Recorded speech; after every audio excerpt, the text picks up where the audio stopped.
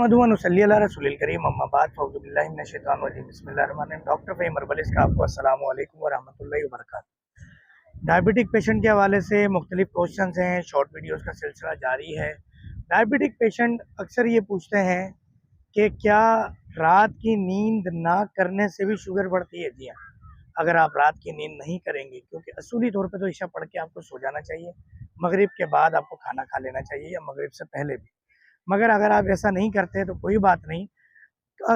एक बॉर्डर होता है ना, बॉर्डर ये है कि आप रात को 10 बजे सो जाएं। अगर सर्दियों की रातें हैं तो रात के 9 बजे, अगर गर्मियों की रातें हैं तो 10 से 11 बजे सो जाएं। तहज्जुद फजर में उठने की कोशिश करें। कुछ हार्मोनल चेंजिंग होनी होती है, हार्मोन रिलीज होने होते हैं, उसके लिए सोना लाजमी है और सुबह फजर के बाद उठना लाजमी है। दिन में भले 10 दफ़ा सो जाएं आप, मगर रात को इस टाइम ज़रूर सोएं। अस्सलाम वालेकुम रहमतुल्लाहि व बरकातहू।